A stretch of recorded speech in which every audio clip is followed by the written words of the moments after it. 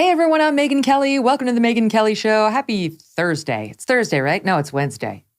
Who the hell can keep track? I don't know. I love Wednesdays. Can I tell you why? Because our schools are on hour delay every Wednesday. It's like a hangover thing from COVID, and they decided to keep it, and it's so delightful. That's why I'm all discombobulated, because then I don't know what day it is, because I was like, I woke up late. Who am I? But it's wonderful and highly recommend it. If your school's not doing it, it's like an extra hour of sleep for everybody involved. And you don't feel like you lost anything. You just get there. You can just get through Monday, Tuesday. You got Wednesday, then Friday's right around the corner. Boom, Bob's your uncle. Okay, here's what's in the news today. Prince Harry's book has been out for a day now. We actually took the time to read the whole thing, so you don't have to. Dan Wootton did it too. He's coming up later with his thoughts. He gets attacked personally by the prince in his memoir, and Dan's got thoughts. But we begin today with the Golden Globes, which took place last night. A Tuesday night for an awards show seems like an admission that they knew no one was really going to watch anyway, and they haven't been. Last year they canceled it for all sorts of reasons. The year before that was a record low in ratings. Eddie Murphy was there. He was funny, as always. And the host, Jerrod Carmichael, well, we'll show you. There's no one I'd rather discuss all of these events with than Andrew Klavan. He's a best-selling author, screenwriter, and host of The Andrew Klavan Show, and he's here with us today. Did you know your internet service provider knows everything you do online? That's just creepy. Why would you want to share that with anybody? Who are those people? Who's looking over your shoulder like that? Well, you got to check out private internet access, okay? These days, getting on the internet without a VPN, like private internet access, is a risky business. Internet service providers are tracking your every move, big companies are profiting off of you, and cyber criminals are trying to steal your data. Great. Maybe at this point you're thinking, wait, what's a VPN? I get you. I got you. I get you and I got you.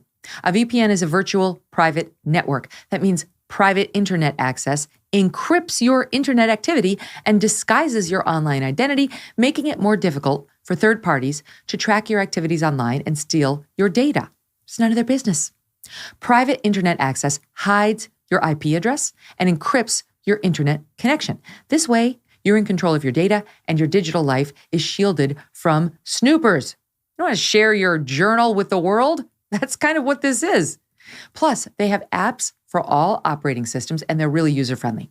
So if you want to enjoy all the benefits of private internet access, now is the time to subscribe. Head to piavpn.com. piavpn.com/Megyn to get an 83% discount. Seriously. Don't forget /Megyn, 83% off. That's just $2.03 a month for this service. And you also get 4 months extra completely free. But you must go to piavpn.com/Megyn. It's PIA, but it's actually preventing a massive PIA. piavpn.com/Megyn for a truly private digital life. piavpn.com/Megyn. Andrew, great to see you. How are you? Good to see you too, Megyn. Happy New Year. And to you. All right, so we'll start with the Golden Globes, and then we'll get to what's happening with the FAA. It was just disaster. But I'm interested in the Golden Globes because it's always sort of a cultural touchstone on where we are. After being entirely canceled because they weren't woke enough, they didn't have any black people in the Hollywood Foreign Press Association, which decides who gets the awards. They were being bought off, the people in the Hollywood Foreign Press Association, by various movies and producers for their votes. Shocker, it wasn't actually legit winning. And now they're back, and supposedly they have solved all their problems. And they hired Jerrod Carmichael, who I confess I had never heard of prior to finding out he was hosting last night. And he comes out there with an opening monologue that really took aim at the fact that he knew very well why they hired him to do this gig. Here's just a shorter soundbite of Jerrod and his opening. I am your host, Jerrod Carmichael, and I'll tell you why I'm here. I'm here because I'm black. The Golden Globe Awards did not air last year because the Hollywood Foreign Press Association, which I won't say they were a racist organization, but they didn't have a single black member until George Floyd died. So do with that information what you will. Like 1 minute you're making mint tea at home, The next, you're invited to be the black face of an embattled white organization. It's a great opportunity. Thank you for the call. But I'm only being asked to host this, I know, because I'm black. It's not about the money, honestly. It's about the moral question of whether I should allow. And she said, Gerard, enough of that. How much are they paying you? And I said, $500,000. And she said, boy, if you don't put on a good suit and take them white people money. So, Andrew, I got to say, good for him for just putting it on the line. I'm sure that's true. And I give him credit for not being like, they wanted me because I'm so funny and I'm a household name. He's exactly right. They were trying to check an identity box and rehabilitate themselves. And this is the way it now works, not just in Hollywood, but in America. Absolutely. I mean, it was. I wish he'd been a little funnier. I mean, I was good for being honest. Funny. But would have been nice if he had been Ricky Gervais level funny. The thing about this is that I worked in Hollywood for a long time. The Hollywood Foreign Press Association is famously a group of drunken, corrupt, layabouts who can easily be bought. And when they were charged with not having any black members, I thought, well, they're going to have to go out and find some drunken, corrupt black people to join, because they don't. It's one thing to have different colored faces, but you don't want to violate the essential nature of the organization. And these awards, they do have an effect on box office, and box office has been so bad this year. Because of streaming, but also because wokeness has destroyed Hollywood's ability to tell a good story.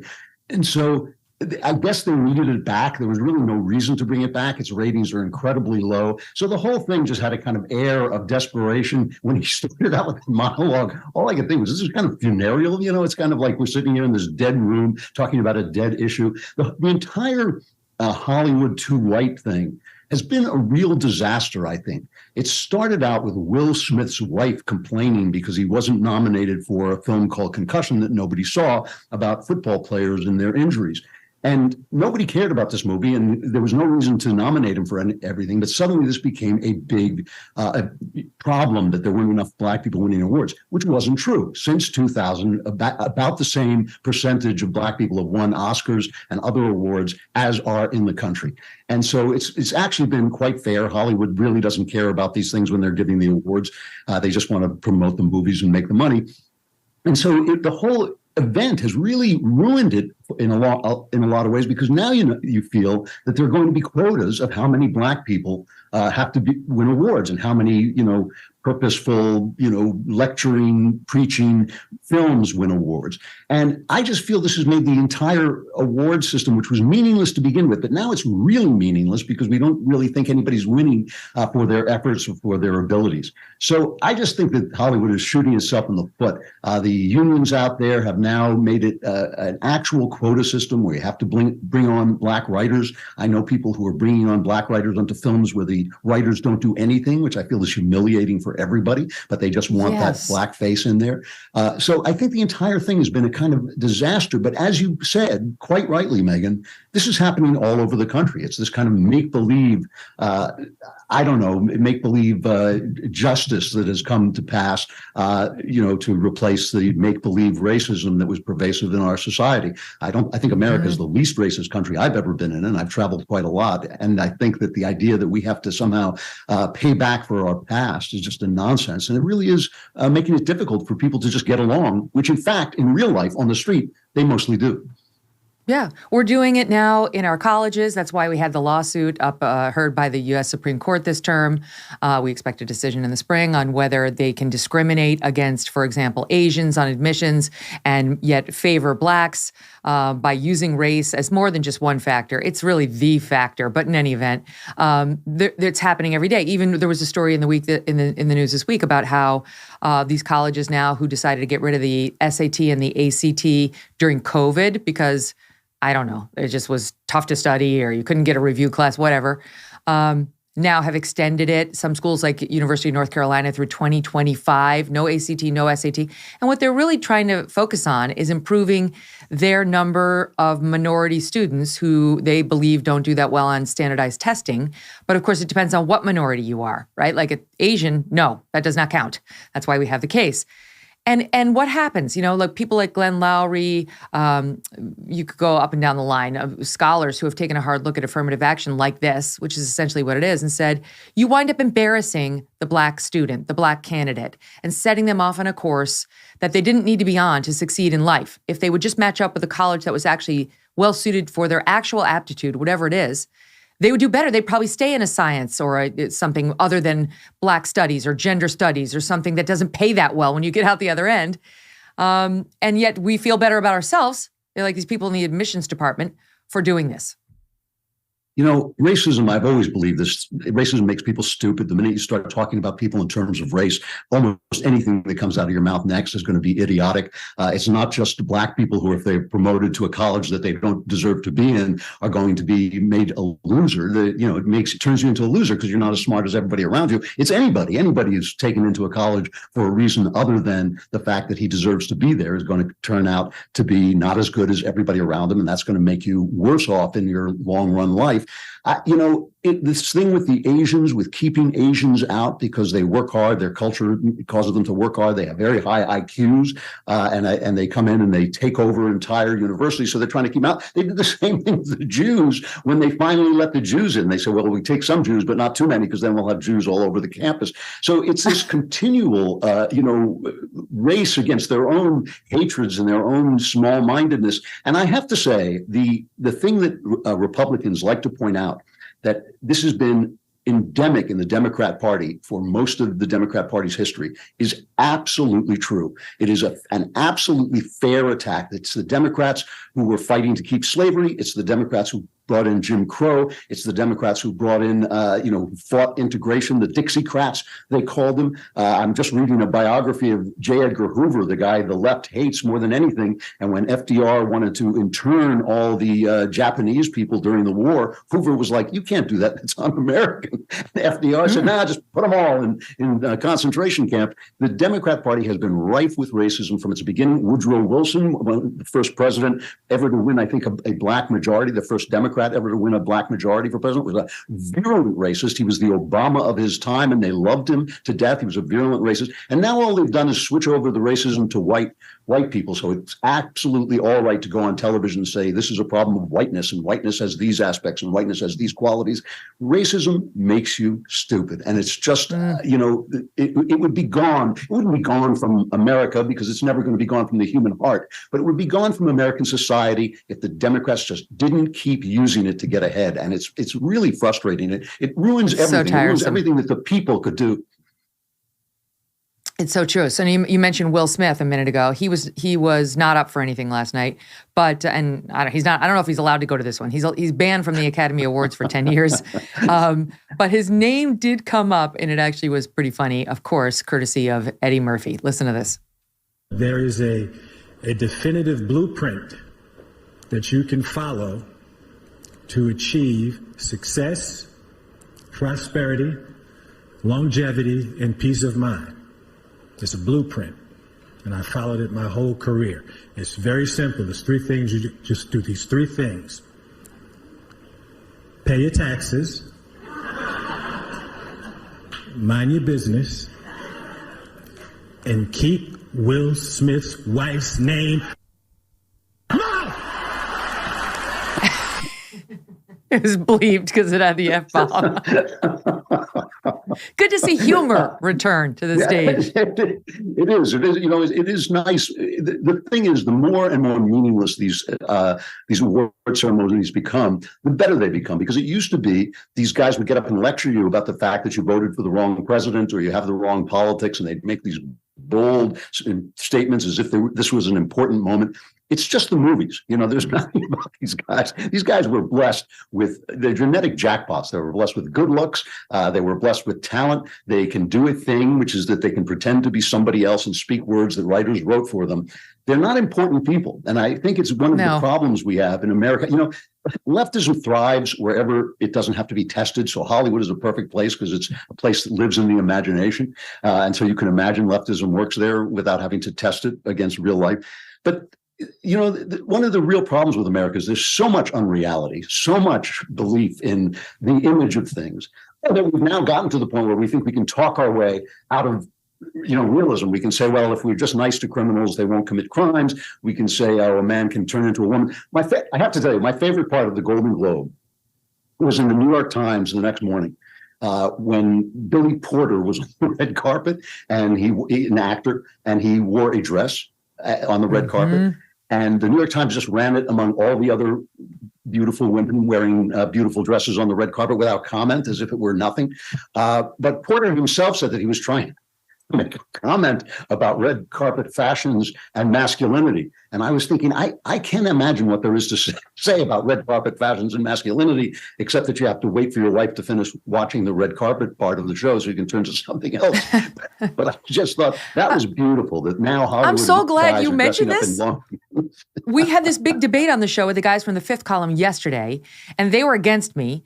But I was saying, because the New York Times did this long article on dressing if you're a non-binary person at the office, and ran these absurd photos of men. There was I assume that these are biological men, in little mini skirt dresses with bare legs that have been shaven, with little high top white sneakers and little white low like white socks, and their man hair and their man, like in some cases, man beards with women's. I'm like, no, you work at my company. You may not dress like that. You can choose a lane. You can be a man who wants to dress like a woman. That's fine. You can be a woman who wants to dress like a man. No problem. You are not coming to my office with a beard and a woman's wig and a woman's dress and your man legs. That's not happening. I'm not pretending that two genders can exist in the same person no, you can work out your issues on your own time. You can work here, but you can't dress like that because dress codes have been enforced as legal by the Supreme Court. See, this kind of hateful talk, Megyn, I'm just ashamed of you now. I mean, today the New York Times ran an article about a trans man who had a baby, and he had a baby.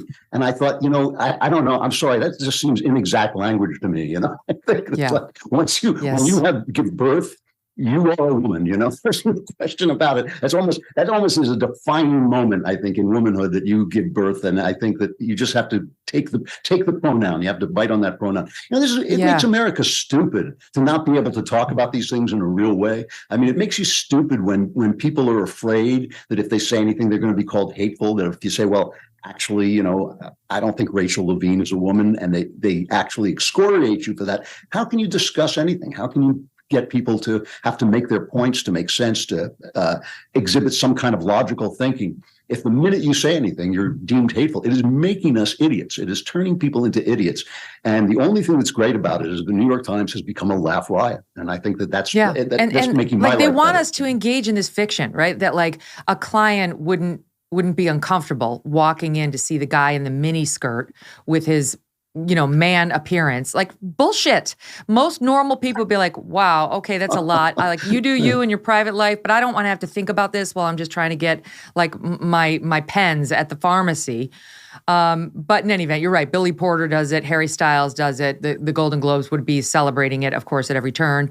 I will say there was this weird moment where it was kind of interesting, though, where the host, Gerard Carmichael, made a joke about Tom Cruise. Now, there's a history here. So first of all, Maverick, Top Gun Maverick, was nominated for like 2 awards. It didn't get any.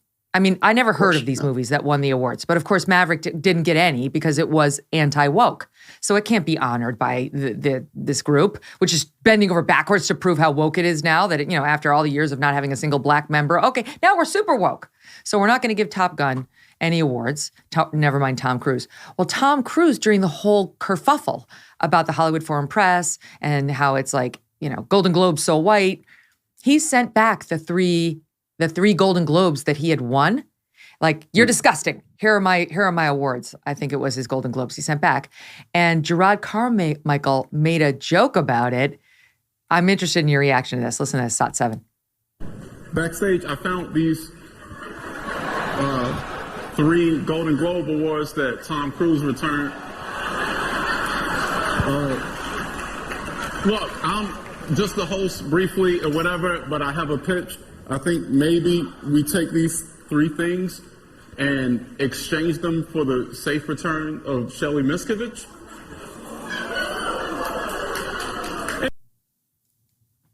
Oh, so it's a Scientology reference. The head of Scientology is no longer L. Ron Hubbard. He died. Now it's David Miscavige. And it is true, David Miscavige's wife has been weirdly missing for quite some time. We don't know where she is. People like Leah Remini and Mike Rinder have been asking all sorts of questions about this. Scientology, of course, is like they don't let any information out that they don't want out. So it's a good question, but I don't think it's a coincidence Tom Cruise was a fair target last night. It's a really good point. Scientology is a cult. I think it is a dangerous thing. They've infested all the acting schools in LA. So anybody who's really coming into the industry gets at least solicited by them. And I think that they're bad news, but they've worked well for Tom Cruise. And the interesting thing about Tom Cruise is if you went and saw Top Gun 2, it's a fun, dopey movie, and it made about $1 billion in 10 minutes. It was a huge hit because it wasn't woke. It was about competence. It was about America. It was about men being men and women being women. And it was just a pleasure to watch all the way through. But the interesting thing as I was watching that film is I was watching Tom Cruise, and it's not the smartest movie in the world. It's very cliched, a lot of kind of recycled dialogue.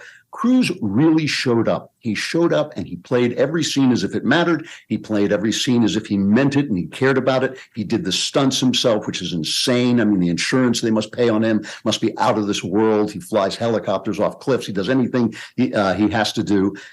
You got to give that credit to a guy who is the heart of and soul of the industry. So you want to make jokes about Scientology, that's absolutely fine with me. But he's a lot more important than the Golden Globe Awards. The Golden Globe Awards could disappear tomorrow and nobody would care. If Tom Cruise stopped making money, the movie industry would go broke because he became fair game. Actually make money. He became fair game because he made that movie. It's directly tied. If he hadn't done Top Gun Maverick this year, which was anti-woke, which stood up to China, which wouldn't back down on some of the demands being made by the Chinese who run Hollywood now, it would have been a different story. But now because he did all that, they're somehow associating him with like being a Republican or at least being anti-woke. And therefore, he's fair game for the Golden Globes ripping. Otherwise, he would have been treated like the Hollywood royalty he's been. Go ahead, Andrew. This is a really interesting thing because you're talking about the fact that Hollywood had a terrible year and they blame it all on streaming. But one of the biggest shows last year on television, one of the biggest stream shows on television was The Terminal List based on Jack Carr's book. Just an absolutely terrific action film with manly men and, kind of pro-military or at least pro the military culture, lots of guns and very exciting.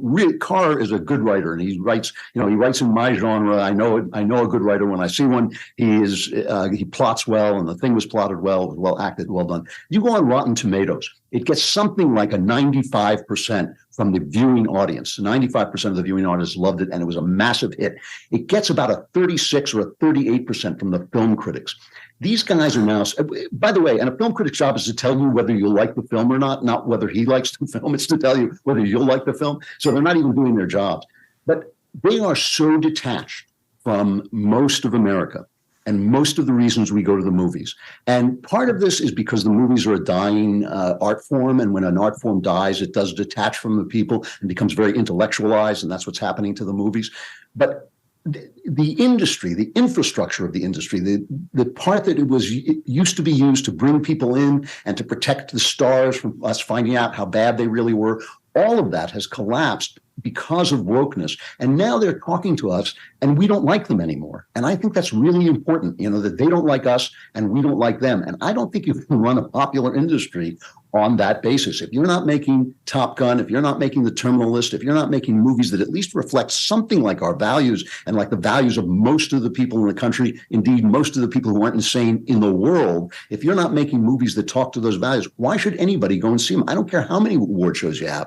Eventually, you'll be giving awards to yourself and nobody will be watching because nobody's watching the movies and the industry will just disappear. A great opportunity, by the way, for conservatives to start building their own industry and making their own movies, but I don't know if they're smart enough to do it. Well, no, I was dying to talk to you about this because, and just to remind our audience, before you became a very famous podcaster and member of the Daily Wire team, you continue to, but you started off as a writer and a screenwriter, and including either wrote the book that turned into a film or screenplays connected with true crime with Clint Eastwood, Shock to the System with Michael Caine, Don't Say a Word with Michael Douglas. I could go on. So you know of what you speak. So the other thing they're doing is closer to my lane, which is like journalism, but theirs is fake journalism. So, and I don't mean just fake news that we see. I'm talking about these sort of limited series, docuseries, documentaries, and I'm using air quotes for the listening audience, that are nothing of the kind. You know, from Finding Neverland, which focused on the Michael Jackson situation with young boys, and it had 2 accusers come forward with stories that had so many holes in them that were not called to the audience's attention. And then Oprah came on to sort of bless the whole thing at the end on HBO, like, oh, how bad was it, right? And without pointing out any of the problems with these 2 young men's stories, to even the Dylan Farrow thing against Woody Allen. I could go into that.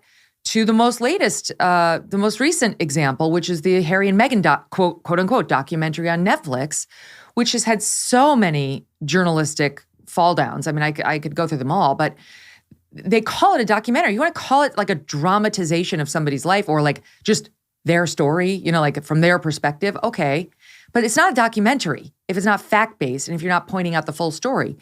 So the reason I want to bring it up with you is because, yes, your history, but also my husband's got a podcast called Dedicated with Doug Brunt. He's an author, and he's been interviewed. In fact, you should go on that show, now that I think about it. He interviews successful authors about writing and their process and their biggest successes. Yesterday, he had on Craig Mazin. Craig Mazin won 3 Emmy Awards and wrote Chernobyl, which was a docuseries for HBO.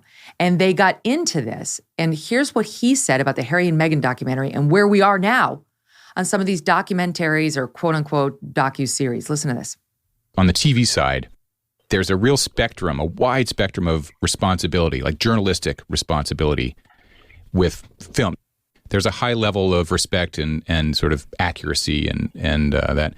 But, you know, on the flip side, there's like the Harry and Meghan thing where they were using images from crowd shots that they weren't even there. There just seemed a lot of sort of deception involved with that. Well, that's the reality TV-ification of content.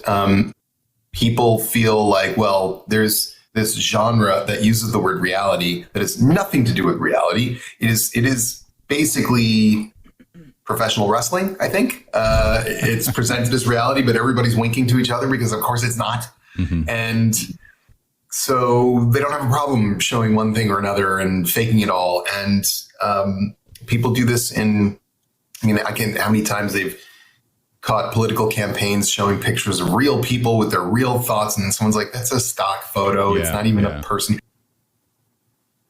So that's Craig Mazin saying on Dedicated with Doug Brunt that the Harry and Meghan documentary is essentially professional wrestling. And so many of these documentaries are, but the consumer, Andrew, doesn't know that. You know, this wouldn't be a problem, Megyn, if the experts and the authorities and the media were not itself corrupt.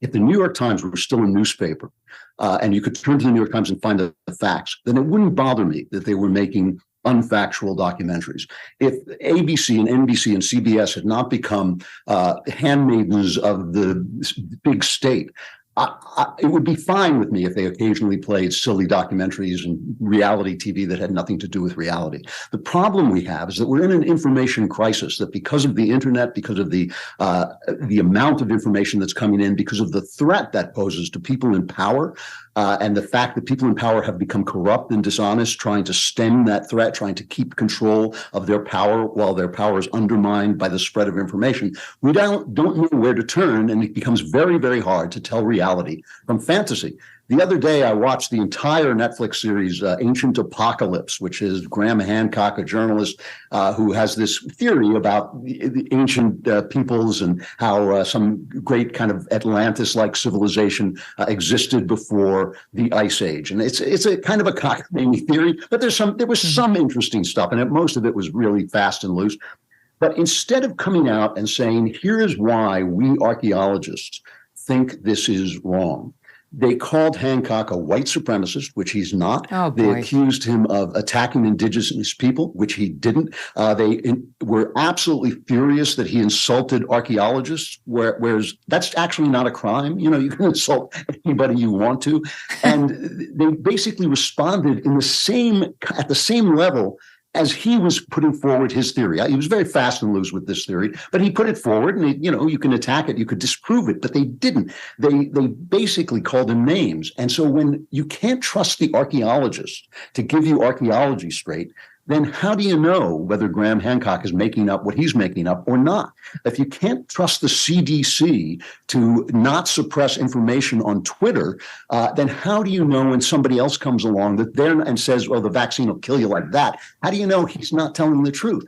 So because in protecting their power, the authorities have decided that it's okay to lie, it's okay to suppress news, it's okay to suppress, Hunter Biden's laptop and tell people it's Russian misinformation. Because of that, we have no one to trust. And when you have no one to trust, you're going to trust the people who agree with you more. You're going to go with the confirmation bias. That's the issue. It's really not the issue that Hollywood is full of malarkey. Hollywood is supposed to be full of malarkey. That's their job. It's the problem that we cannot trust the news media and the authorities to tell us the truth. So we can't tell their malarkey from Hollywood's malarkey. So well said.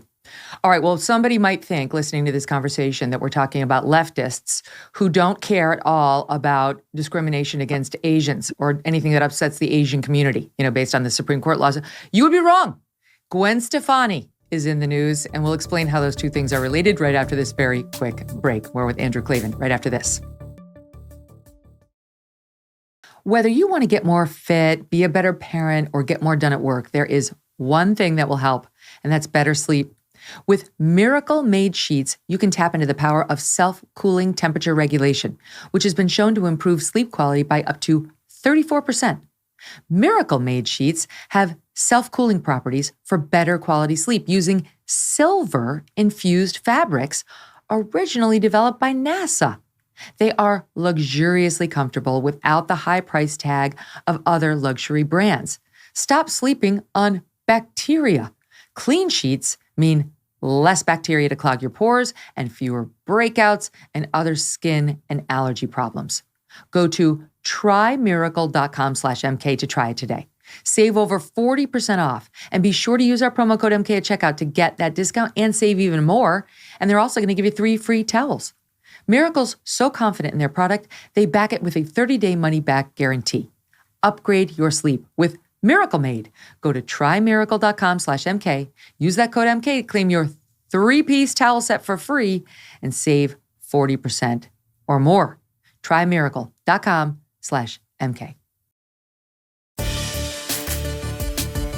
So, Gwen Stefani is now in trouble with some on the woke left because she gave an interview to a very young reporter at Allure magazine.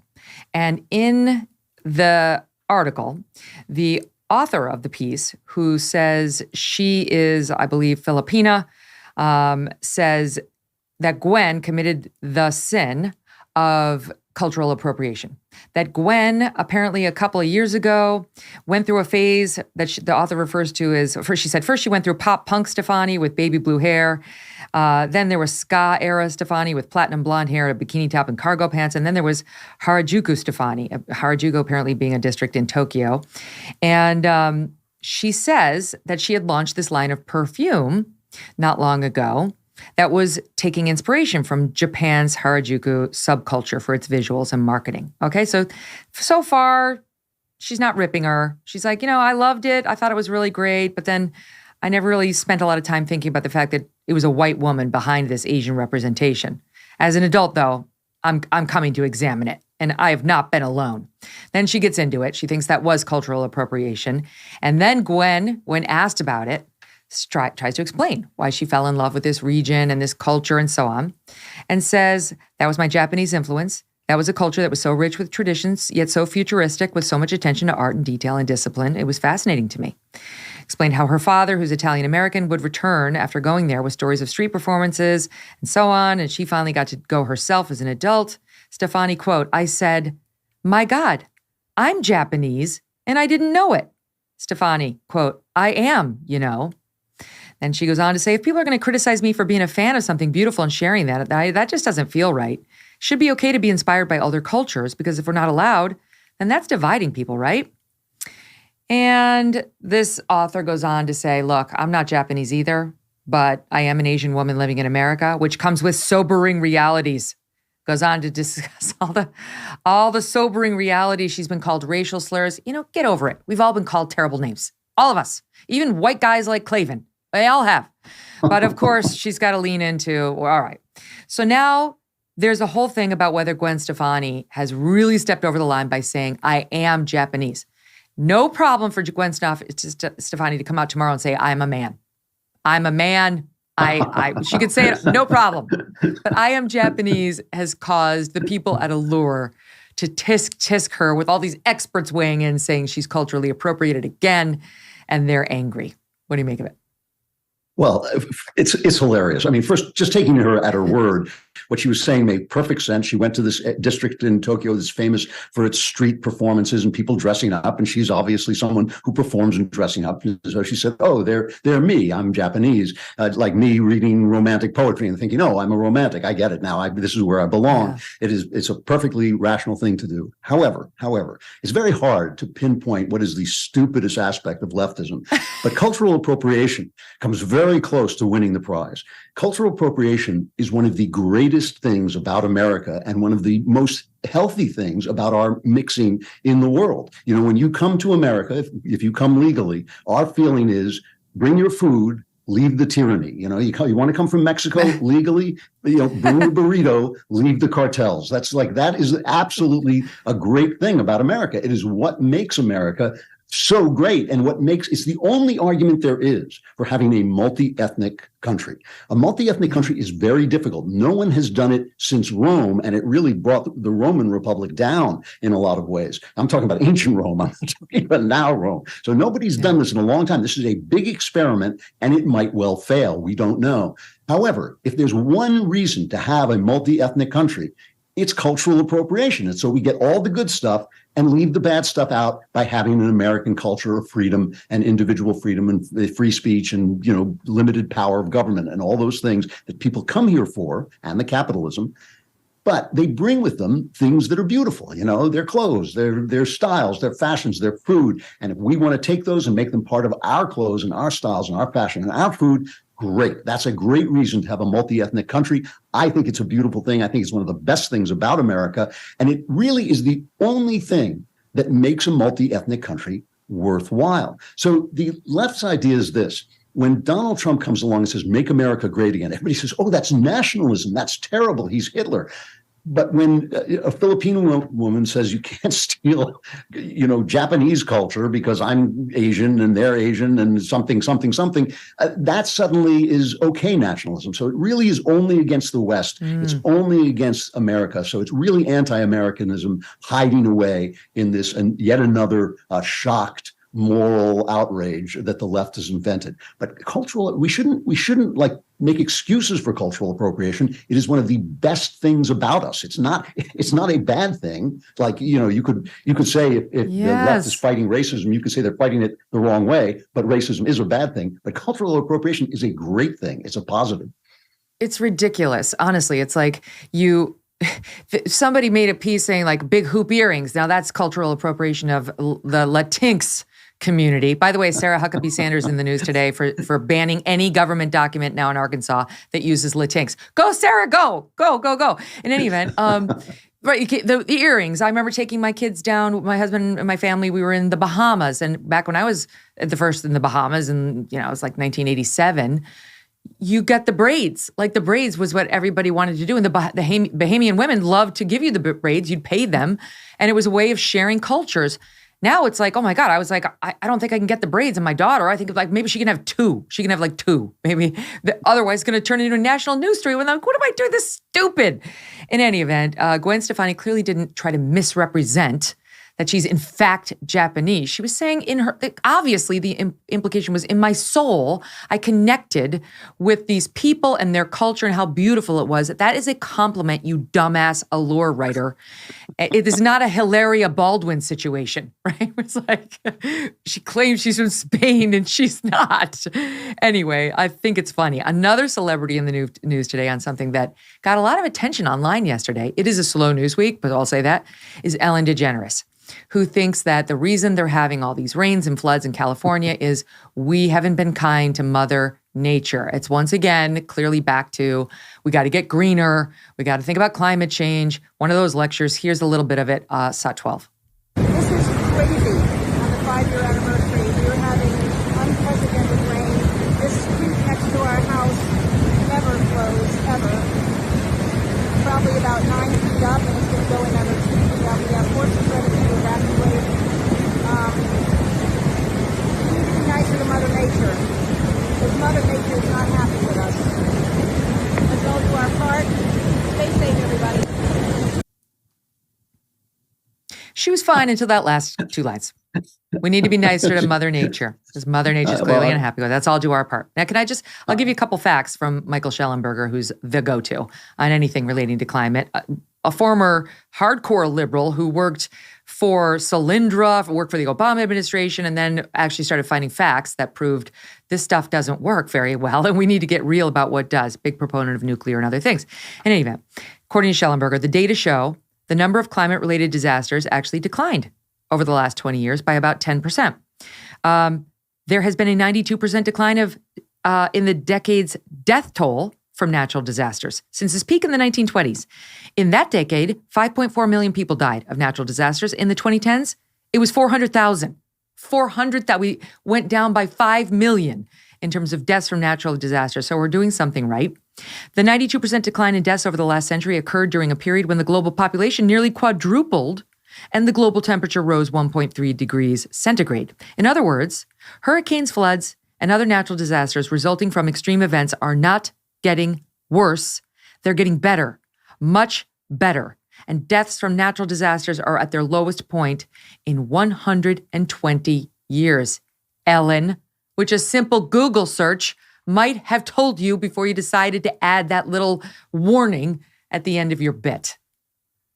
Here's something even worse. One of the reasons the death toll has gone down so much is not because the storms have changed. It's because we've gotten so much richer and we're so much more able to build protections and build cities in ways that don't get destroyed the way they used to.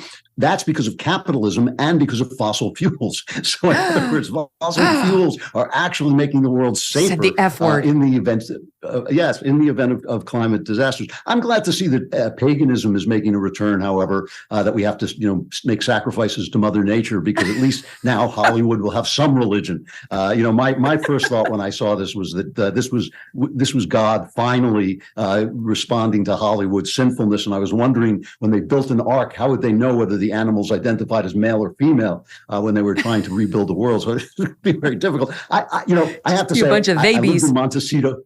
Yes, I lived in Montecito for many years. Many of my friends are being evacuated. I don't want to make fun of a storm that is actually killing people, but storms happen, weather happens. Mother Nature can wipe us off this planet in a flick of an eye. She is all powerful. She can take us away anytime she wants. But these are the things that happen. They happen a lot in California. It goes right over a major fault, so there's going to be earthquakes. It's a desert, so there's going to be extremes of weather. It is just the way things are. And this is again how we become stupid, because if you question climate emergence alarmism, if you question that, you're a denier, as if you had denied the reality of the Holocaust, the most well-documented atrocity in human history.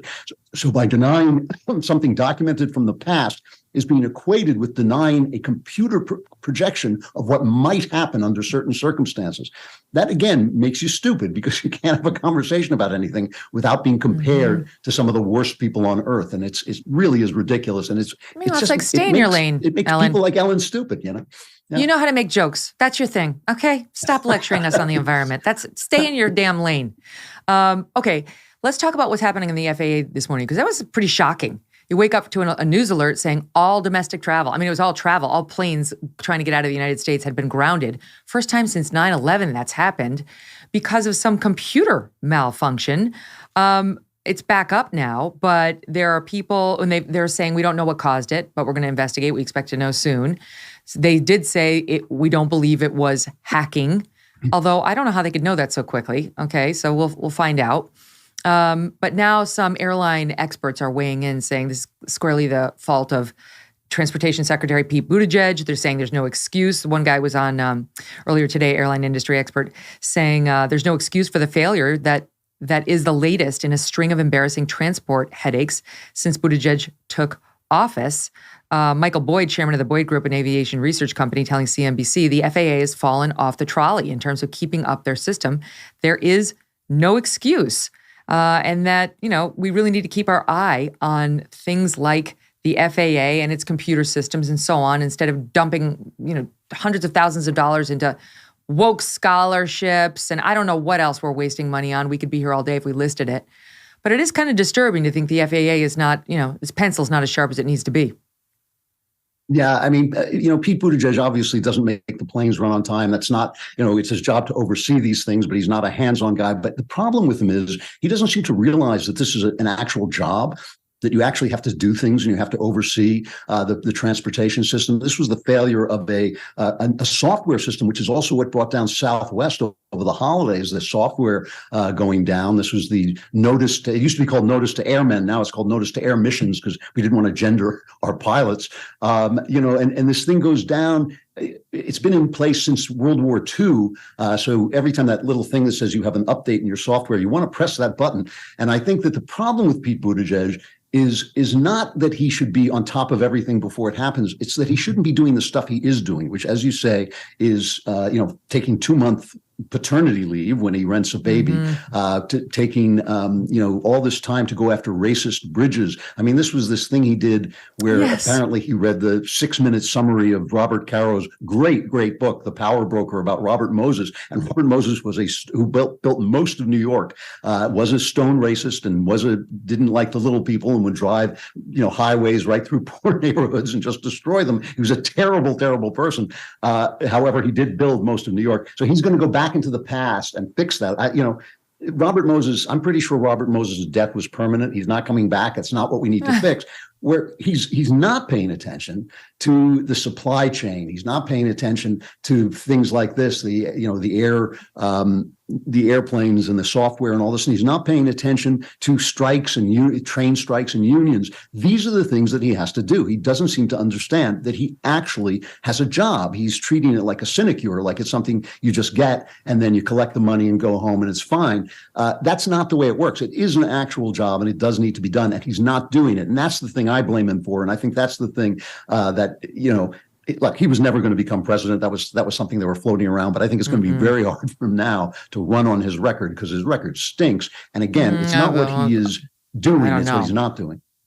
Well, the media will run cover for him, as I'm sure we'll see the news play out today. But I'm sure they'll run cover for Buttigieg, for Biden on all of this. If this were Trump, it'd be a much bigger story, right? They'd be blaming the administration immediately, just like they're doing on the Biden top secret classified documents turning up at his University of Pennsylvania office, which happened to be in Washington, D.C., but it was in connection with his, I guess he was lecturing at the University of Pennsylvania during his 4 years off during the Trump administration. Listen to Joy Behar on why we really shouldn't care about that. That really isn't a story. It's not because it didn't compare in scope to what Trump did. Okay, I could see that argument. No, that's not why. Listen, here she is in SOT 4. We all know that Trump is a liar and a thief. We know that. So it's not that big a jump to say that he obstructed and he lied. We don't think that Biden is a liar and a thief, so we give him the benefit of the doubt. So Biden doesn't lie, Andrew. You see, Biden, he's like Honest Abe, never tells a lie. I'm not sure a true word in Biden's mouth would die of loneliness. This is the thing that, again, talking about this information crisis, CNN rushed to sort of say, well, it's a false equivalence, between Trump and Biden, but it's really not. The difference is, yes, there were many more documents. Trump did give a hard time to the archives about giving the documents back. However, only one of these people suffered an FBI raid on his home, as if we were living in a banana republic where you arrest the last guy who ran the government. And only one of these guys, namely Trump, had the right to declassify the documents that he was taking. He was the president of the United States. The president of the United States can just declare something declassified. These are documents that Biden had when he was vice president, so he had no business taking them. But it's just at this point, it's just the comedy of it, really. You know, we just had Trump's tax returns released, and that was going to put Trump in jail. And apparently he just pays his taxes and uses every dodge he can, like everybody else, every honest dodge he can. Trump they've been telling us the walls are closing in. It's the end of the line. He's going to jail for, decades at this point. And it's just the absurdity of the way one party is covered and the way the other party is covered that really it really is a problem. I mean, our corrupt media, our corrupt news media genuinely is a problem, and it genuinely is damaging to our political and our social life. And I want to know about the National Archivist. Did he go back to the former vice president and say, I'm not sure I have all your documents, or what have you done to search all of your documents to make sure that I, the national repository for all documents, have everything I'm supposed to have? He did it for Trump, so why not? What did they do it for Biden? Let's find out more. Why was there so little interest in what those other former presidents and vice presidents had in their home offices, and so much in Trump? Right? Could there be a different standard when it comes to our leaders that led to this whole raid and conflict to begin with? I'm sure we'll be getting real answers on that in the fake probe that the DOJ is now doing of Biden. Andrew, great to see you. Thank you so much for being here. Always good talking to you, Megyn. Thanks a lot. A pleasure. If you're like me, you're growing more and more concerned about the future. The market's all over the place. Inflation, highest level in 40 years. Interest rates up. Market experts predicting recession. And using scary terms like economic hurricane and unprecedented. Now, if you want to protect your future, you've got to call the precious metal dealer of record, American Hartford Gold. They can show you how to protect your savings and retirement accounts by diversifying your portfolio with physical gold and silver. All it takes to get started is a short phone call. And they will have physical gold and silver delivered right to your door, or even easier, inside your IRA or 401k. And they keep it simple. This is the highest rated firm in the country with an A+ rating from the Better Business Bureau and thousands of satisfied clients. And now, as an exclusive offer for my fans, if you call them now, they're going to give you up to $1,500 of free silver and a free safe too on qualifying orders. So don't wait, call them up now. Call 866-518-2955. That's 866-518-2955, or just text Megyn, MEGYN, to 65532. Again, that's 866-518-2955, or text MEGYN to 65532 and check them out for yourself. Prince Harry is now, you'll be shocked, blasting the media, claiming news organizations are putting his life in danger for covering the fact that he wrote in his book that he killed 25 Taliban soldiers in Afghanistan. You see, that too is the media's fault. Joining me today is Dan Wootton. Dan is the host of Dan Wootton Tonight on GB News and a columnist for thedailymail.com. He's broken tons of big exclusives on the royals, including Harry and Meghan, and Harry is none too happy about it. Dan, welcome back to the show. Great to be here, Megyn. All right. So this is really galling. He writes in his own book that he killed 25 Taliban, that he looked at them not as humans, but as chess pieces on a board. He wrote that. No one made him write that. And now he's very angry that the press has written about it. Here's what he says. This is when he went on Colbert last night. Oh, wait, we have it. Okay, listen, here he is on Colbert.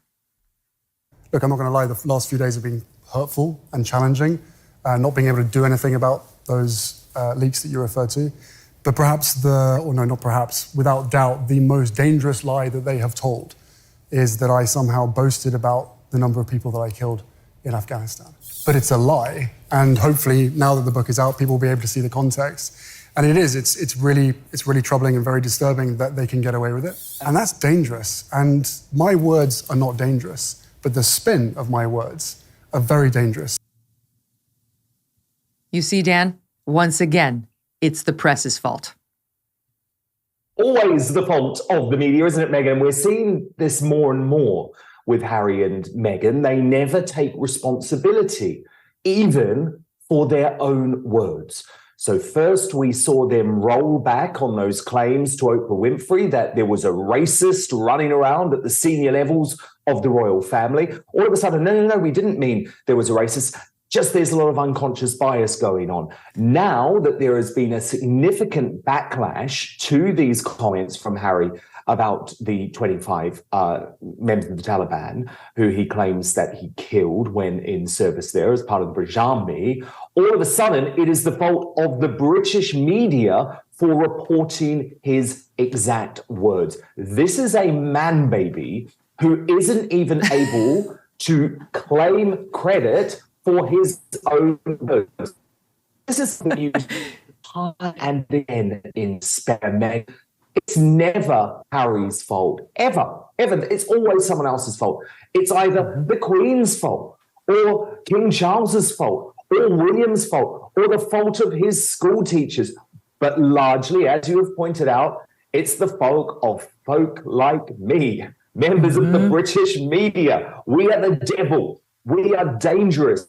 We are evil. Actually, if you listen to the members of the military at the senior levels of the military in the UK, they're not complaining about the coverage of Harry's words. They're complaining about the fact that he has made this revelation at all. Now, they're the experts on the Taliban and the military, Megyn. I'm not.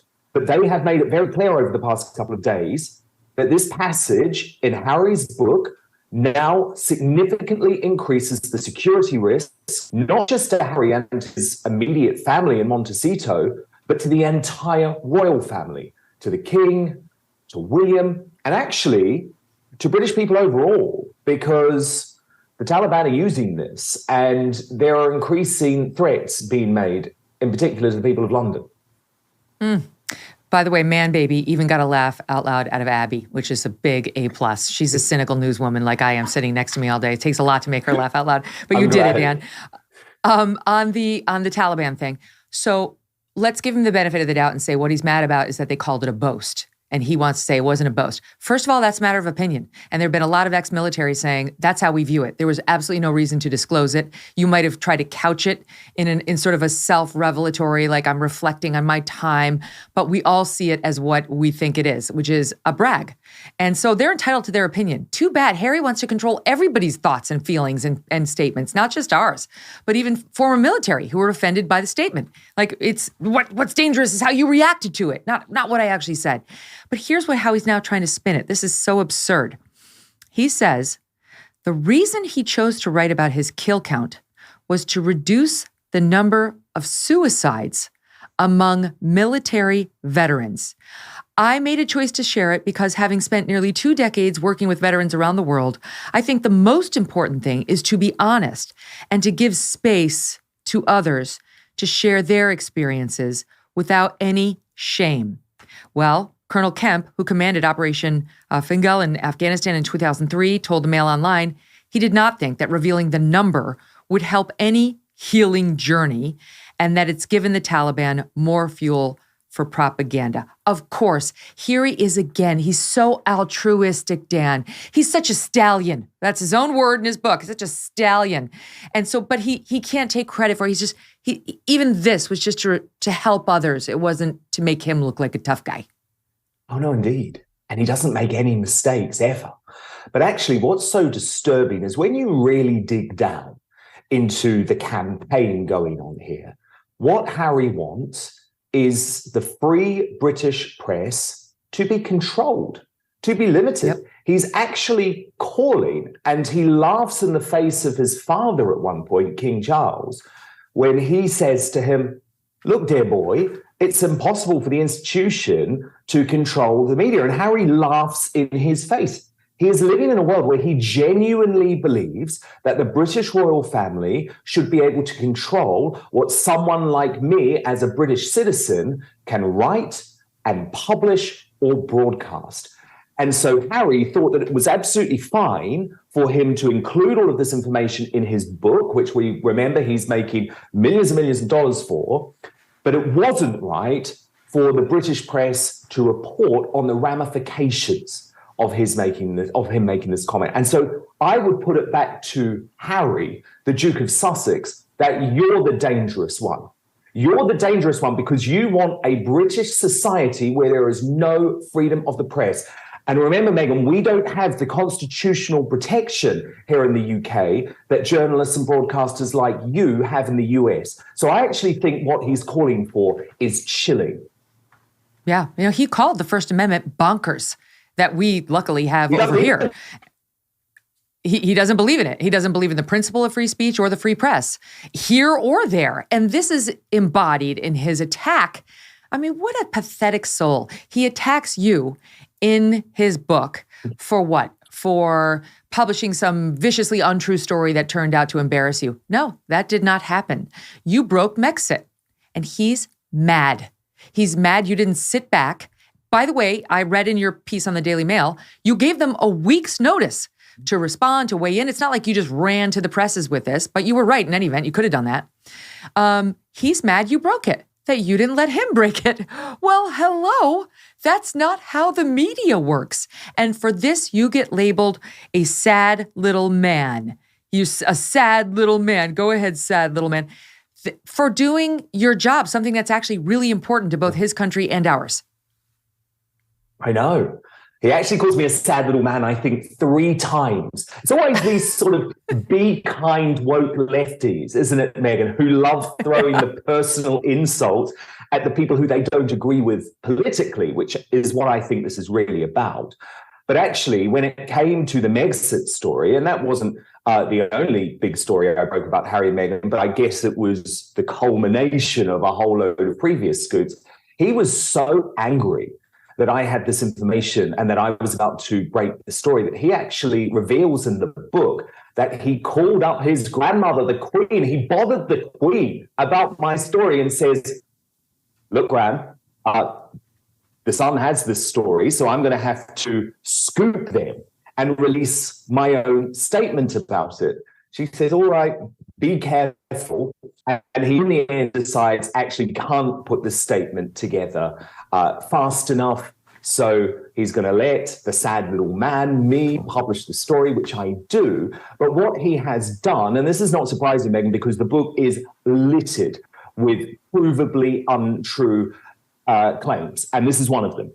He claims that the reason that I published the story so quickly is that I was working in concert with Buckingham Palace, that we were somehow conspiring on this story together. Well, I can tell you right now that's completely not true. I had gone to Harry's own communications secretary 7 days before publishing the story. I had had numerous conversations with her. I knew because she told me that she was speaking directly with Harry and Meghan about my story and that they were meeting with her at Frogmore Cottage the moment that they landed from Canada. I even included within the story briefing. You know, briefing, the thing that Harry says is like evil and is so bad that he should end his relationship with his father and his stepmother and his brother. Well, guess who was providing the briefing to me on that story? Him, his own communications secretary. And I'll tell you what the briefing was. And by the way, I don't usually talk about this stuff because actually people don't really need to know about how the sausage is made. And I actually also believe it's incredibly important. It's something I would go to jail to do, protecting sources. But in this case, I'm not claiming that Harry and Meghan were the source of the story. What I'm saying is I got the story myself, but then I was doing my job as a journalist. I wanted to provide both sides of the story. So they briefed me. And the briefing that they gave me on the story was that the reason they were so angry about the royal family is that the Queen had released a picture over the Christmas period, because remember, they had snubbed the Queen. They hadn't wanted to be with her for one of her final Christmases. They had instead spent it in Canada. And she had released a picture of the Queen, Charles, William, and George. And Harry was so furious about this, he took it as a slight. And he thought it was a sign from the monarch that she was saying to Harry and Meghan, you're not going to be a part of the monarchy in the future. And that was one of the reasons that they were so angry and that they started to speed up, I guess you would say, the discussions about Megxit. But I faithfully included that in the story. And I also included a line, and this is obviously really banal information, but just to explain to you how this briefing works, a line saying that Meghan wasn't worried about the British weather. She wasn't moving to Canada because she wanted to get away from the horrible British weather. This was something that she was apparently concerned about. Of course, as we know, Canada's quite a lot colder than California, where they ended up a few weeks later. But the reason I'm going into that detail, Megyn, is because I think it's really important for folk to know that Harry and Meghan were doing all of this briefing. I had hundreds and hundreds of phone calls with staff members for the Sussexes over their time in the royal family. And so they claimed that they should end their relationship with their own blood relatives because briefing the press. Why, when they were doing the same thing? I just don't understand it. Right, that their own relatives, they're upset their relatives briefed the press, and they also did it. Here's I find this very telling. He says, as expected, this is from the book, chapter 73, the story depicted our departure as rollicking, carefree, hedonistic, tapping out, rather than a careful retreat, an attempt at self-preservation. It also included the telling detail that we had offered to relinquish our Sussex titles. There was only one document on earth in which that detail was mentioned, my private and confidential letter to my father. Let's take those point by point. I love it. Like, he does want to control the press. You should have portrayed it as a thoughtful self-preservation attempt, Dan. You had no business referring to this as a tapping out, which weren't, whatever. But this is how obsessed this guy is. He doesn't understand we can write what we want. If we have facts that are telling us it's A and you want to say it's B, and if you want to come to me and tell me it's B, I'll include that in there. If you say nothing, I'm going with A. That's what I have from my source. Too bad that you wrote it in a way he didn't like it. This is so petulant and small-minded. But on point B, I get it more interested. He said this on his press tour too, that there's the reason he believes you worked in concert with the palace on this is because the detail of we had offered to relinquish our Sussex titles was something only one person, he claims, knew. He claims he had told his dad, then Prince Charles, now king, that they would do that the dad weirdly asked him to put it in writing. And he was like, why do I need to put it in writing? It's my own dad, but okay, I'll do it. He sent it to the dad, Prince Charles, and that within a week, it wound up in your reporting. And so he's saying it's very clear the palace worked to get this story out. Only he and Prince Charles knew about it. Exactly. But he's dim, Megyn. That's what it comes down to, because what he has to understand is that once this document was sent to Prince Charles, the wheels were in motion. The palace had to start preparing the options for Megxit. They had to present these options to the Queen, who made the final decision. So obviously a lot more people knew than his father. But again, there's another really critical factual inaccuracy here. I had already gone to his communications secretary with the story, and I can prove that before he even sent the email to his father. So he's talking rubbish, but he speaks rubbish throughout the book. Honestly, it is littered with lies because Harry only believes in his truth. Mm-hmm. Well, you talked about how he felt this was, that he was being slighted by the Queen because he wasn't in the photograph, despite what he'd done to the Queen. But this is a theme throughout the book. He feels slighted at everything. I mean, we talked a little bit about this on your show last night. He's mad that when he was young, he shared a room with William, and William's half of the room was bigger and nicer. He attributes everything to the fact that he was the, quote, spare.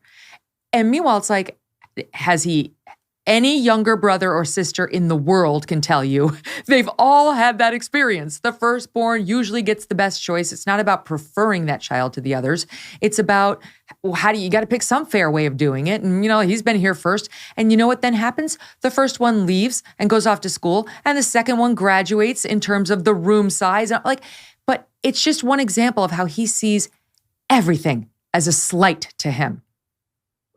Completely. And actually, when I was reading the book, I thought there was a total lack of compassion or understanding on his part about the role that his father and his brother had to take on. I mean, they didn't ask to be born first, Megyn. This is the bizarre way, right, that our constitutional monarchy in the UK works. So he's incredibly aggrieved because he's the spare, but actually Charles and William are struggling throughout their entire life because they have no freedom. You know, as we know, because Harry has revealed it, William wasn't even able to get married with a beard because the Queen said, no, you're going to be king. That's not how you behave. Harry, as the spare, was allowed that flexibility and freedom. And I also thought there was a real willful blindness, I guess I would describe it, to actually times when Charles and William were quite clearly trying to save Harry from himself. And he recounts lots of these conversations, right, as if they're being a bad father or a bad brother. But my reading of them was actually they're trying to help you, mate. They are desperately trying to make sure you don't go down these dodgy paths. And actually, there's so much compassion from King Charles in particular shown. For example, Megyn, we remember the Nazi uniform saga. We remember the naked picture scandal in Las Vegas. Well, after both of those occasions, Harry goes to see Charles, and Charles is incredibly tender and incredibly kind. And at his lowest moments, his dad is there for him, even, by the way, as a 29-year-old man. Now, I think most 29-year-old men don't have to rely on their parents for money or for emotional support. But Harry, because he is this man baby, does. And that's fine. He's got mental health issues. So he goes to his dad, and his dad at 29 years old actually gets him in with a doctor practically. But Harry decides he doesn't want to undergo the treatment at that time. So what I saw from Charles was actually, yes, a bit of a hapless father at times, but someone who tried to do his best. When it came to the relationship with William, yeah, he's a bit tougher on his brother, but again, in those dark moments, he is there for him. And so I think Harry actually is attempting to portray his mother and his brother as deeply caring, but that wasn't my reading of the situation. Also, by the way, they just don't like being told advice that they don't agree with. So, for example, even once Meghan is in the family, there's a conversation between Camilla and the Sussexes where she gives some advice to Meghan about just riding out the storm. And obviously, no one knows better than Camilla, right, how tough it can be when you are not liked by the British public, because Camilla had a really tough time for years. I mean, she was described as a Rottweiler. She was totally despised because she was the other woman in the marriage who had left Diana devastated.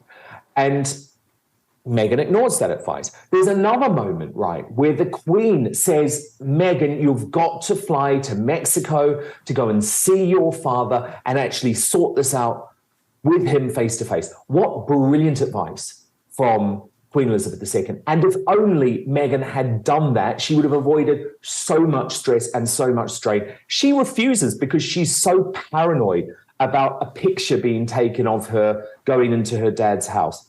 Well, how ridiculous. So I guess the point that I'm making is actually the royal family give lots of good advice to Harry and Meghan, but Harry can't see that it was good advice. I think it was probably Meghan most of the time who was saying, ignore your father, ignore your brother, ignore your grandmother. And I think they did that at their peril. He can't stand his brother. I'm sorry, but I had no idea the amount of loathing he has for Prince William. And he paints him as an absolute cad who was bullying him and unkind to him at every turn. And of course, then paints himself as the hero. I mean, he goes into great detail about how amazing he has been, Harry.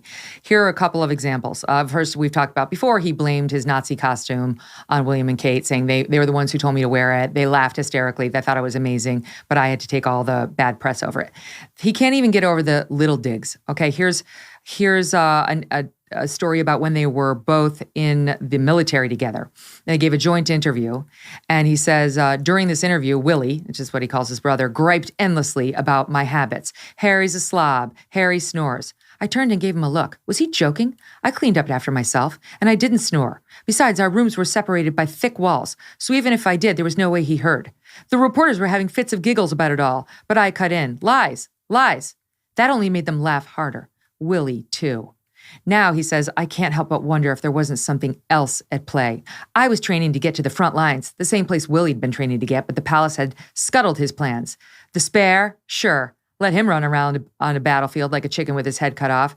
It's what he likes. But the air? No. So Willie was now training to be a search and rescue pilot, and perhaps feeling quietly frustrated about it. You see, he was jealous of him.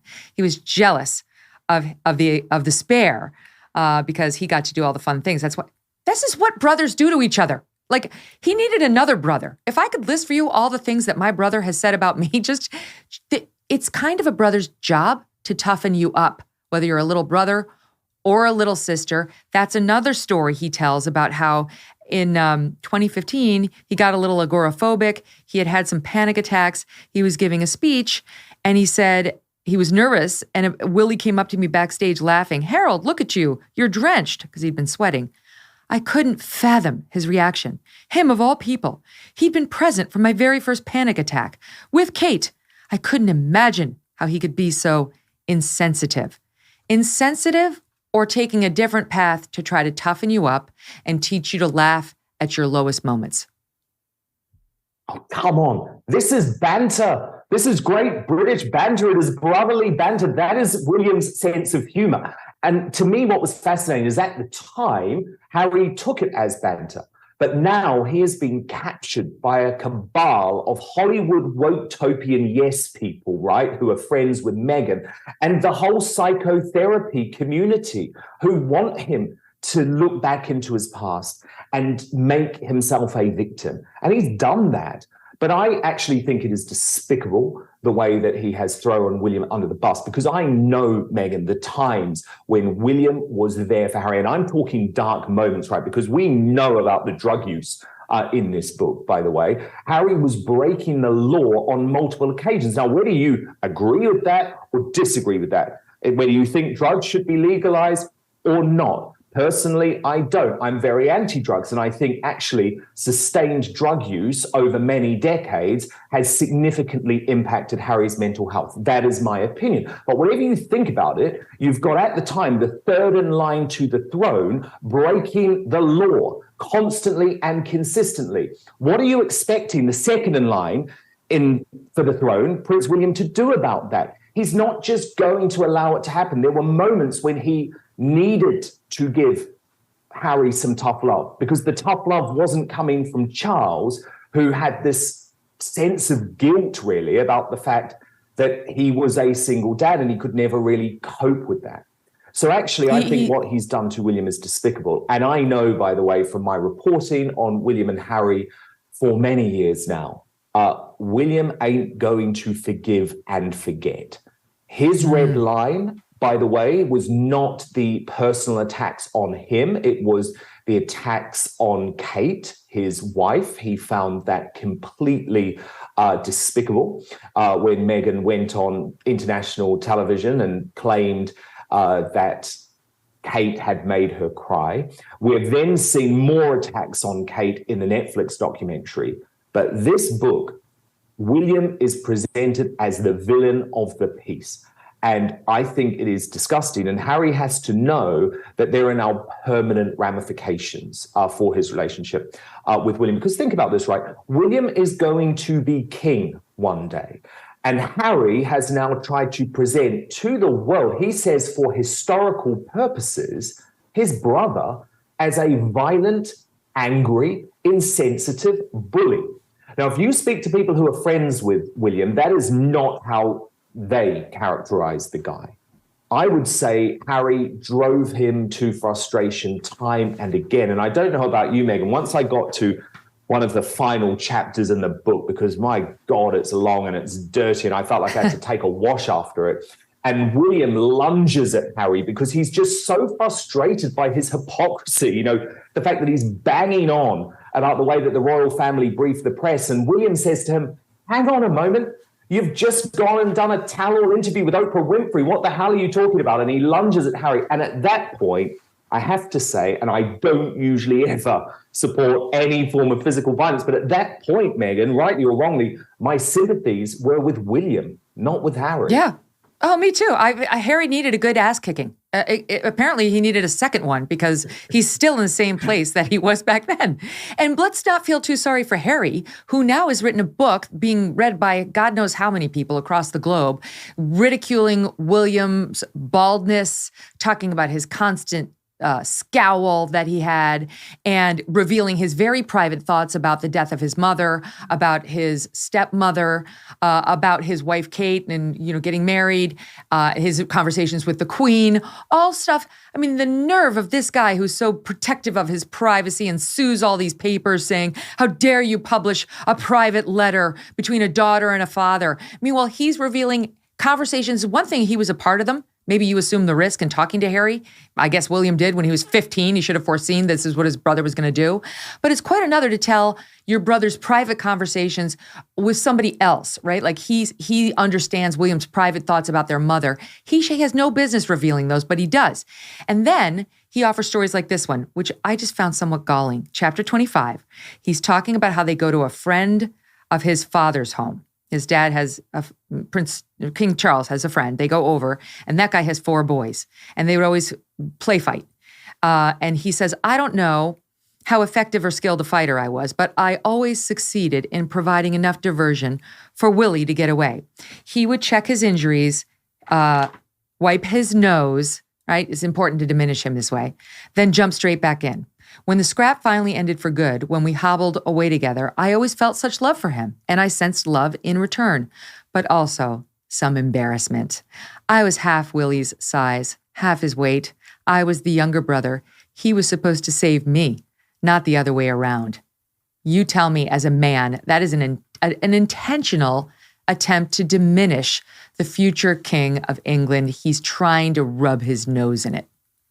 Oh, absolutely. And he does it all the time. I mean, it wasn't just criticizing his baldness, Megyn. I think the thing that will really upset William is Harry says that he was losing his resemblance to his mother, Princess Diana. Right. I mean, how nasty and cruel and actually quite evil is that? And when it comes to the invasion of privacy, as you rightly point out, remember, Harry and Meghan, against the wishes of the Queen or the late Queen and King Charles, launched this legal campaign over the fact that Thomas Markle gave the letter that Meghan had sent to him, and a newspaper published it. But in this book, Harry has actually published private text messages sent between Meghan and Kate. So he wasn't even in that conversation. I just think the hypocrisy is off the scale. And obviously what is so unfortunate and so unfair is that he knows that William and Kate and Charles and Camilla are powerless to respond. They will not respond in an interview, they will not respond via courtiers, and they will not respond legally. And Harry knew that. Indeed, we're not even seeing them respond without fingerprints on it in the press by, "Oh no, it was this way." We're hearing nothing from them, which is working because apparently Harry's approval rating has gone down 5 points over the past 6 months or so. Meghan's is already lower than his. She's at the bottom of the barrel. And but he has dinged up Prince William because his approval rating has gone down 5 points as well. So it's working somewhat on Prince William, not on King Charles, who remains at the same level according to YouGov.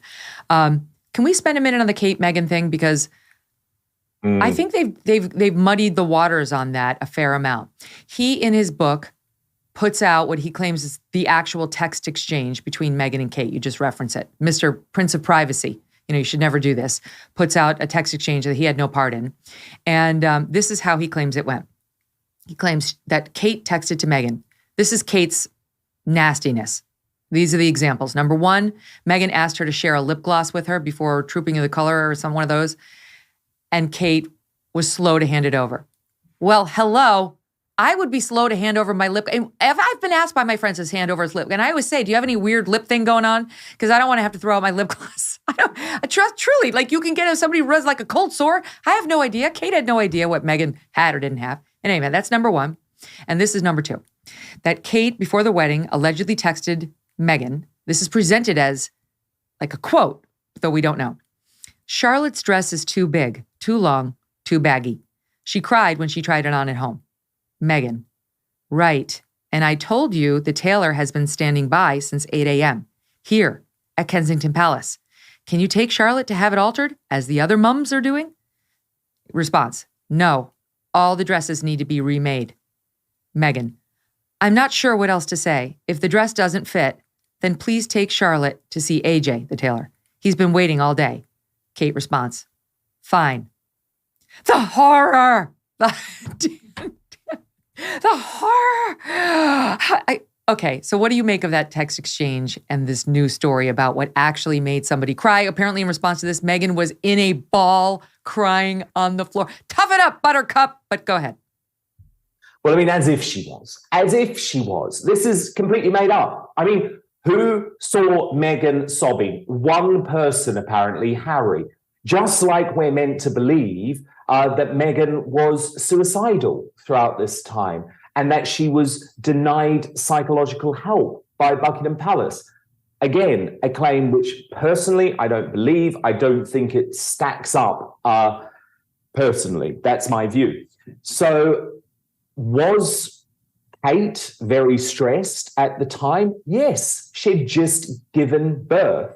Was Meghan very stressed at the time? Yes, her father had just had a heart attack and was saying that he wasn't coming to her wedding. So both ladies were incredibly stressed, and we understand that.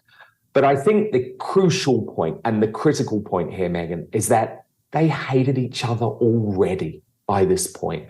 The wedding was just the culmination of what had been a really bad relationship right from the start. And again, this is another one of those really critical factual inaccuracies from Harry.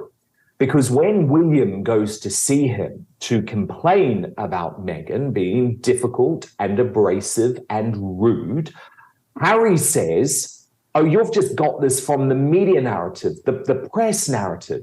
But in fact, they had fallen out long before I ever broke the story of Kate and Meghan not going on, because that was in November 2018. That was the first time that it had been written credibly anywhere in the world that Meghan and Kate had fallen out.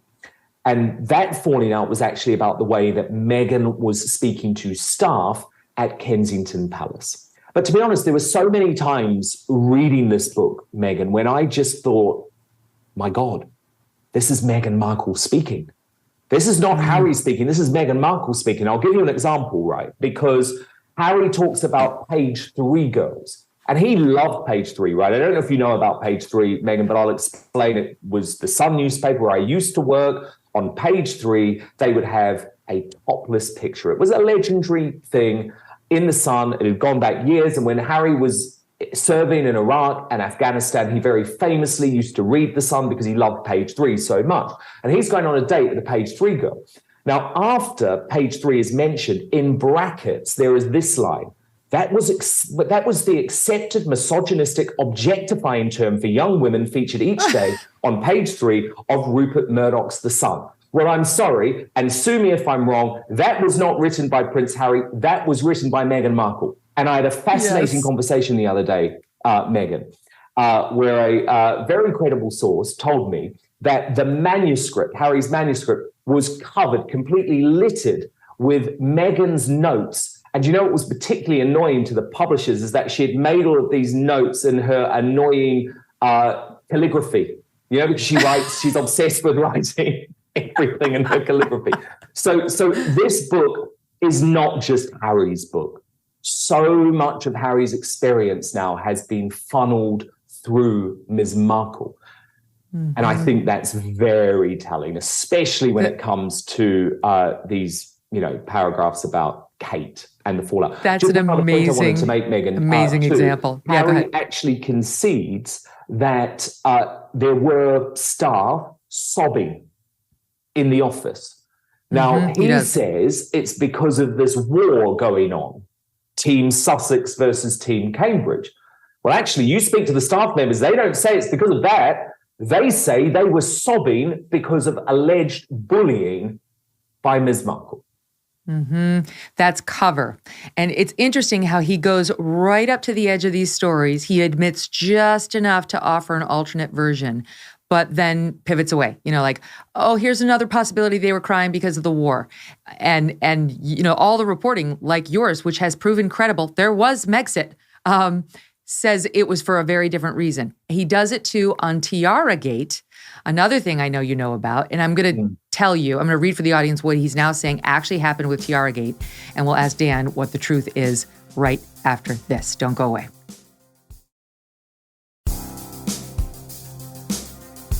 So, Dan, Tiara Gate. The reporting was, you and others reported on how Meghan was allegedly shown a couple of tiaras by the Queen in advance of the wedding. She chose one, and the advisor said, maybe not that one, maybe another one or something like that. I can't remember. Wait, let me correct it. It was that she wanted to try on the tiara outside of the castle, right? And she was told no. And that Harry weighed in saying, what Meghan wants, Meghan gets. All right, here's what he says. He denies that he angrily told Angela Kelly, his grandmother's dresser, what Meghan wants, Meghan gets. Says shortly before the wedding in May 2018, the Queen reached out to the couple offering Meghan access to her collection of tiaras. She was invited to Buckingham Palace to try them on. Do come over, the Queen said, he remembers. It was an extraordinary morning. The Queen was standing alongside a jewelry expert who knew the history of each stone in the royal collection. Also in the room was the Queen's confidant, Angela Kelly. He says the Queen asked Meghan to view 5 stunning tiaras, including one with emeralds and another with aquamarines. The Queen told Meghan, tiaras suit you. After Meghan chose one, the Queen advised her to try the piece on with her hairdresser before the wedding day. But Harry says when he tried to contact Angela Kelly later to get a hold of the tiara for the practice session, the dresser did not respond. When he finally tracked her down, Miss Kelly told him taking the tiara out of the palace for an appointment with Meghan's hairdresser cannot be done because it would require an orderly and a police officer to guard it. Harry, who admits to being exasperated, says Miss Kelly eventually appeared out of thin air, sense the resentment, at Kensington Palace to make him sign a release before handing over the tiara. He writes, quote, she fixed me with a look that made me shiver. I could read in her face a clear warning. This isn't over. So here again, he seems to be admitting, he obviously upset the Queen's dresser. I don't know how you do that, right? Just be grateful and do what they tell you to do on the tiara. But clearly he angered her. And now he's basically saying that he didn't say that line, and this much ado was made over nothing. I think just to get a little bit of context, Angela Kelly, right, she was the Queen's dresser, but she was also so much more than that, Meghan. She was her closest ally, her closest confidant.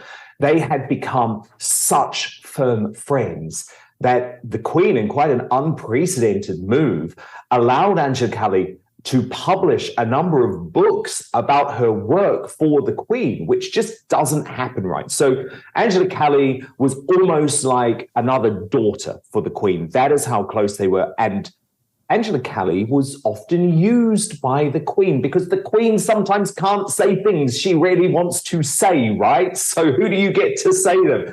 Tough old bird Angela Kelly, who comes from good working class Liverpool stock and isn't afraid to stand up to someone like Prince Harry. So that is the context.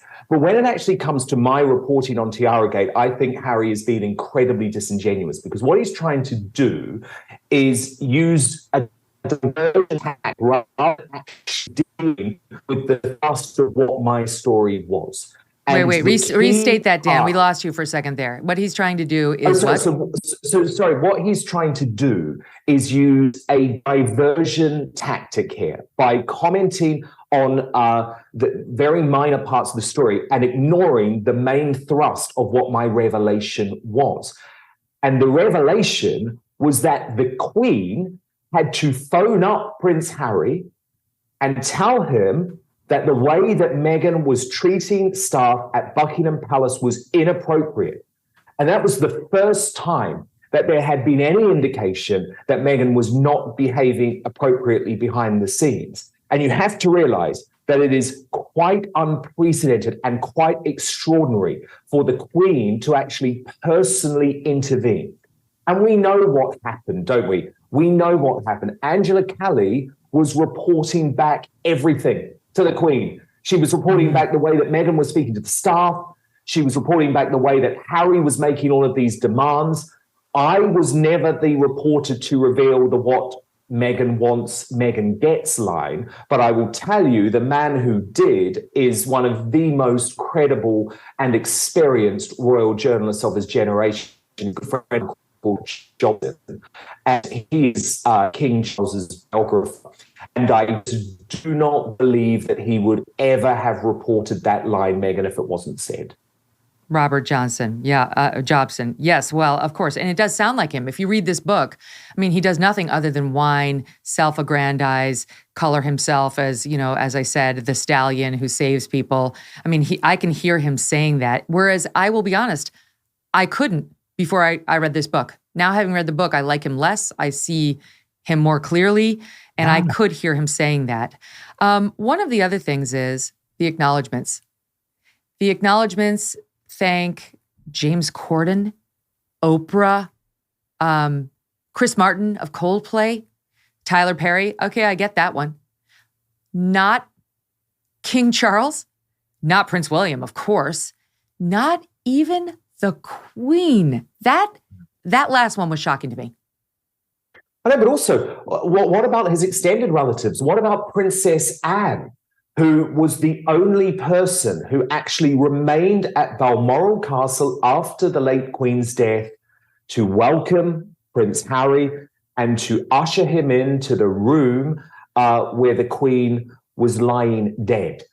Meghan, Prince William and Charles and Camilla, they had all scuppered. They didn't even want to see Harry. That is how bad relations had got. Anne waited there, but no acknowledgement for his aunt. And yeah, the fact that the Queen that wasn't acknowledged is just sick. But by the way, the Queen would be so disappointed with Harry because, you know, he's also come for her sister, Princess Margaret. Oh, He's he hates really her. bitchy about her in the book, which is just unbelievable.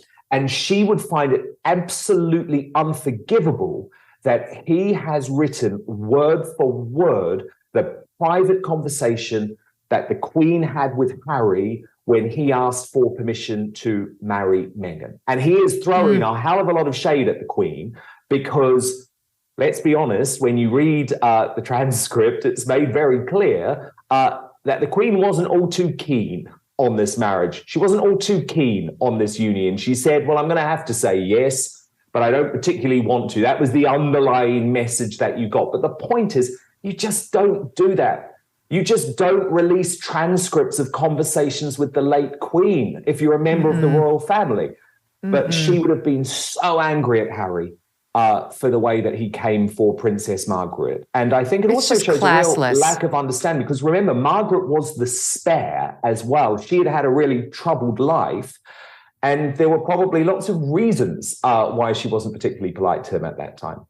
Good point. We talked about some of this on your show last night. The reviews have not been good. New York Times book review calling it embittered, over them overexposed, boring, cringy, catty, tiresome. Daily Beast, leftist online site, petty, mean-spirited, hypocritical, tawdry, petulant, spoiled, babyish, vindictive, a betrayal of his family. I could go on. The reviews have not been particularly kind.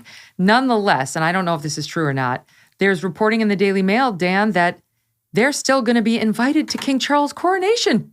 Is that true? It is true. It's absolutely true. And I've done a lot of reporting on Charles's headspace around this. I personally don't agree with it, but just to give you some understanding about where he's at. He believes that this feud with Harry will be resolved. He is absolutely determined that he will not negatively brief against his own son. He is making it very clear that he's not angry. He is saddened.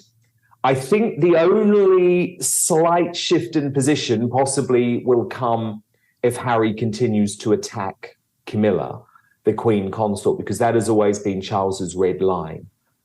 What I would say is that even though Harry will be invited to the coronation, I'm certain he'll attend, by the way, because remember, it's only Harry and Meghan's proximity to these sorts of major royal events that give them the kudos to keep being paid big money by the likes of Netflix.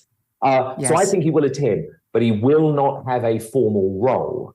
And I think there's a serious risk that he will be booed and greeted very negatively and coldly by the British public, which I believe he now deserves after this book. Okay. It's treacherous. It is absolutely treacherous. He has not just betrayed the royal family, he's betrayed his country.